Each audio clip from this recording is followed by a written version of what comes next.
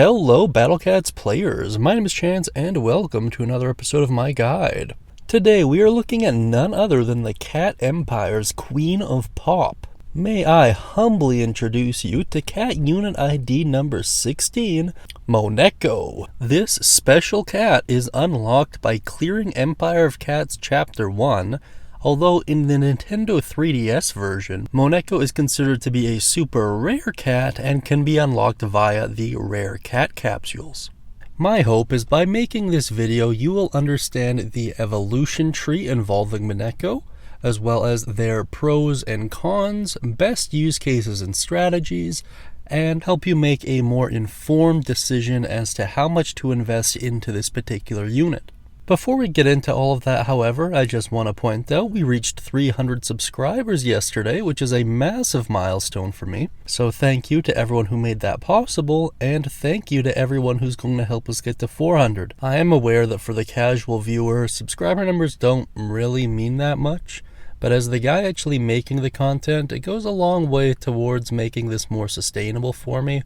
At the very least, it's nice to know that there's an audience for the content I'm making, which that in of itself is a victory on its own. So just thank you from the bottom of my heart to the bottom of yours. Naturally, there's nothing forcing you to subscribe, but I would appreciate if you did in any case. Now that the intro is over with, let's take a look at Moneko's evolutions. Moneko is actually a little bit unique when compared to the other special cats in terms of how they evolve. Whilst they do get to their evolved form at level 10, just like every other cat we've covered, their true form is only achievable by the utilization of, firstly, reaching level 30, and then using cat fruit and XP. Now this will be the first time I believe we're discussing cat fruit on this channel. Welcome to pain, brothers and sisters. Battle Cats undoubtedly has a lot of grinding to it, but grinding for cat fruit especially is particularly painful. It's just not nearly as satisfying and as noticeable as you might think. And for the longest time, Ponos had the worst organization system for cat fruit in particular. So for me, to say I have a few awkward memories associated with this mechanic would be an understatement. Granted, the storage system has gotten a lot better in recent updates, and there are quite a few more stages that offer the possibility of getting cat fruit. Not to mention with rank rewards and a couple other mechanics, it's not as bad as it used to be, but it is still a royal pain to farm for this stuff. And the fact that some of the best true forms in the game are gate-kept using it means you don't really have that much of a choice. However, ranting and raving aside, let's talk about Moneko. In Moneko's base form, the in-game description reads, "Hoping to become an idol, she sings on the streets every day. You might see her around, please say hi." And at this point, it looks like a young girl with cat ears and a tail, and she stands in a beer crate with a regular cat underneath it, and she looks kind of shy. At level 10, she evolves into Miss Moneko, whose in-game description reads, "Thanks to everyone, she made it to stardom. Now she's everyone's favorite star, please support her, the future is still bright." And at this point, she's wearing a blouse, has a bow in her hair, stands on a small stage with two regular cats underneath it, and now she looks happy instead of shy, and occasionally winks towards the screen while moving. She also is slightly taller than before, so yeah, but she still looks like herself. And lastly, in her true form, we have Superstar Moneko, whose in-game description reads, "Moneko is now the Cat Empire's Queen of Pop, but she never forgets her precious fans from the early days. Mini waves with a chance of critical," and at this point she's in full color, which is a theme throughout a lot of the true forms. We'll notice at one point or another, but just trust me, it happens a lot. And now she has a full stage with a sign behind her with her name on it, and gains two small wings and has the heart in the middle of each of her bows. I actually really like the way this unit is animated. Granted, there are a few reskins of her, but regardless, really good quality overall. Now that you have a good grasp on Moneko's evolutions, let's now take a look at her performance. As far as class is concerned, Moneko is considered to be a critter. And no, that doesn't mean she likes Matt Mercer. It means that she has a reliable chance of hitting critical hits, which are especially important around metal enemies, because upon scoring a hit on a metal enemy, you do true damage to it as opposed to the 1 damage. I would make an argument that you should have at least one critter on your general squad, really at all times. Under pros, Moneko has a low cost, is part of multiple good combinations. But there's a lot more cons. She is single target, low movement speed, short range, long recharge time, low critical DPS, and low health. And under other factors to consider, 15% the chance to perform a critical hit, this is up to 20% in true form, and 100% chance to perform a level 3 mini wave in their true form. Now, looking at this, it doesn't look that good for Moneko.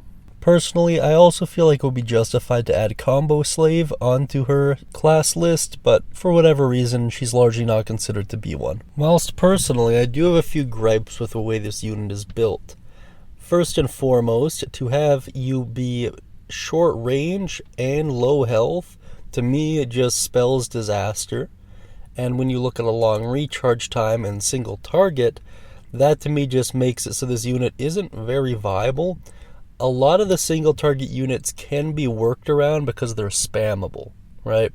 So although each individual unit is only targeting one enemy, you have a bunch of units, right? So you can kind of make up for it that way. With Moneko, however, you just can't. And I hear a couple of you out there, well, what about the mini wave?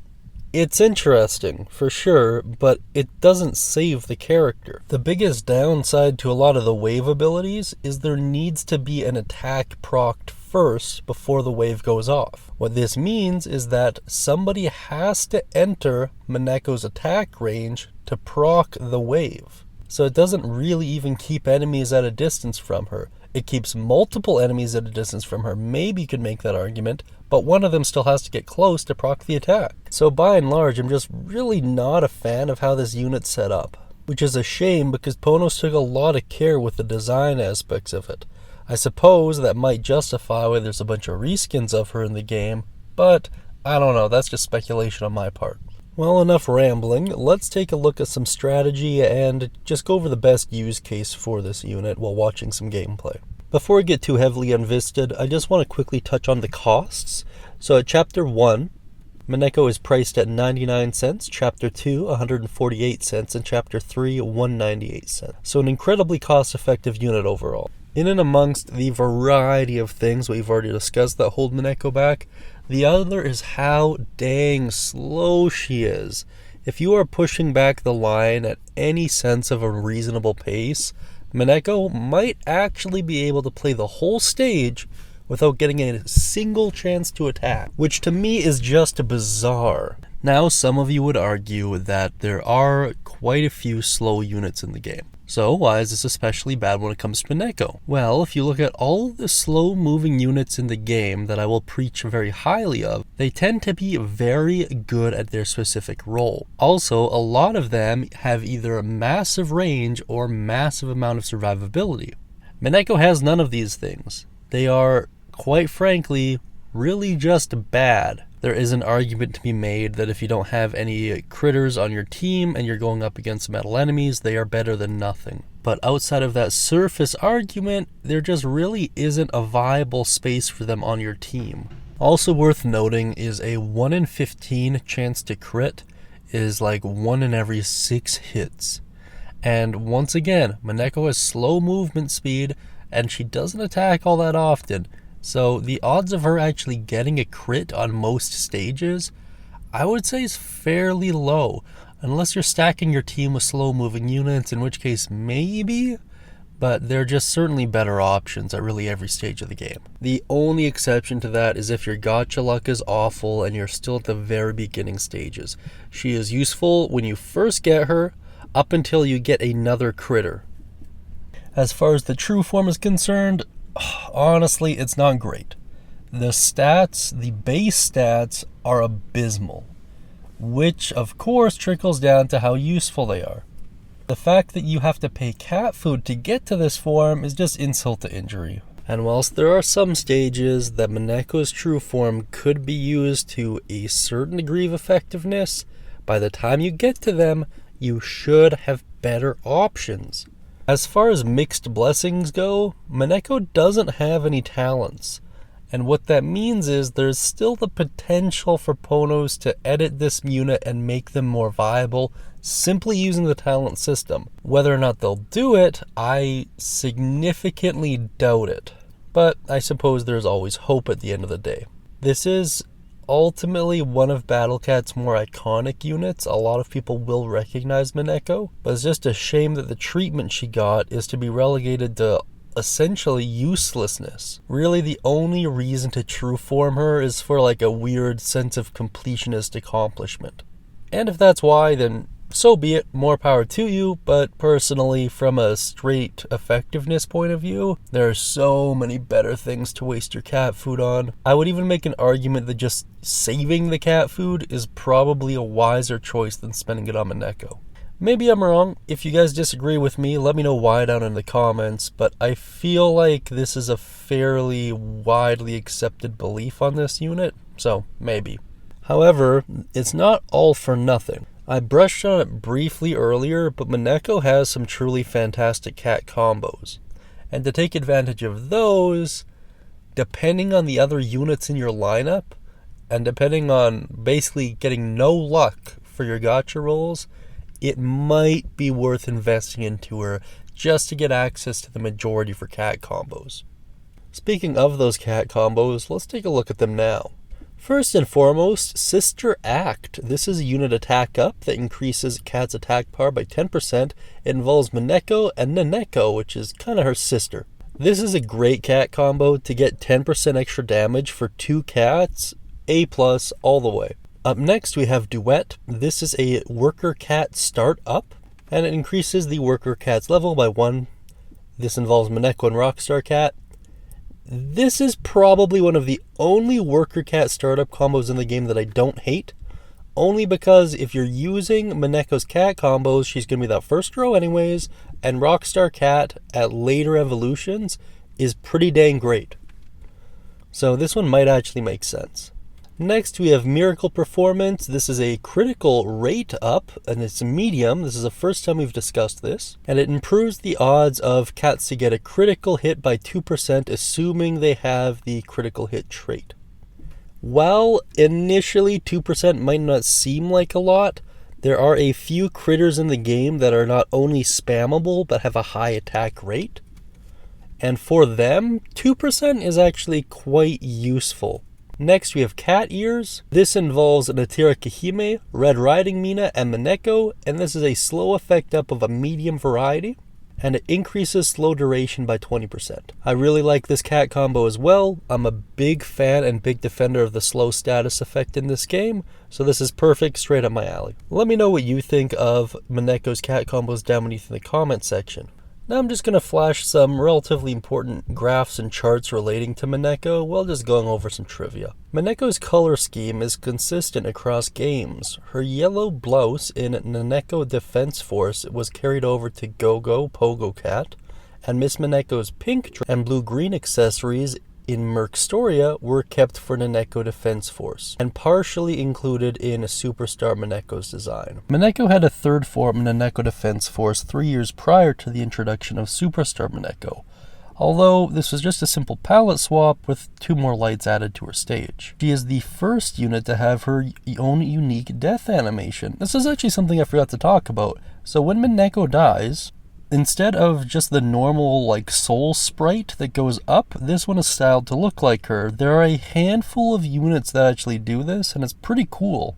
Moneko had many improvements before the game had the current English version. One of these changes involved reducing her recharge animation from approximately 5 minutes and 33 seconds to her current recharge value. They added the ability to do critical hits, first at a 10% chance, and then eventually was buffed to 15%. At 9 years in length, Moneko is the unit with the longest release delay between their normal and true forms, which is mind-blowing to think about now, seeing as how Moneko's true form is so underwhelming.